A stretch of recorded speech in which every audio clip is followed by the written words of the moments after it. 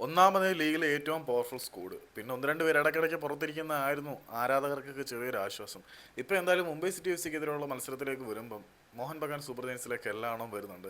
ആ ഒരു മത്സരത്തിന് വേണ്ടിയിട്ട് കഴിഞ്ഞ മത്സരങ്ങളിൽ പുറത്തായിരുന്നു അവരുടെ സൂപ്പർ താരങ്ങളായിട്ടുള്ള ആൽബർട്ടോ റോഡ്രിഗസ് ഫ്രിസ്നെയും പിന്നെ റോബ്സൺ റൊബീഞ്ഞോയും കൂടി ടീമിൽ വരുമെന്ന് അവരുടെ പരിശീലകനായിട്ടുള്ള സെർജിയോ ലൊബേറോ പ്രഖ്യാപിച്ചിട്ടുണ്ട്.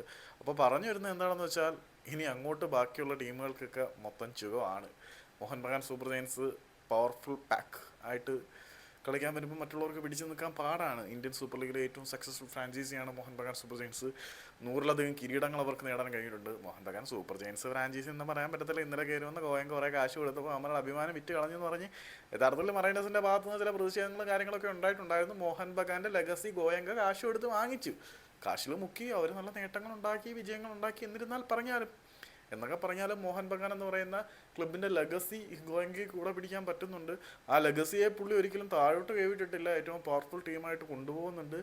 അങ്ങനെയാണ്. കാശുള്ള ഓണേഴ്സ് ഉണ്ടെങ്കിൽ പലതും നടക്കും. കാശ് വേണമെന്നില്ല, ആത്മാർത്ഥതയായാലും മതി. ജോൺ അബ്രഹാമൊക്കെ എന്ത് ഒരുപാട് കാശൊന്നുമില്ല, എല്ലാ വർഷവും നഷ്ടം വച്ചിട്ട് തന്നെയാണ് ടീമിനെ കൊണ്ട് നടക്കുന്നത്. നമ്മളൊക്കെ ഇതൊക്കെ കണ്ടിങ്ങനെ അസൂയപ്പെടാം, അല്ലാതെ വേറെ ഒന്നും പറ്റത്തില്ല.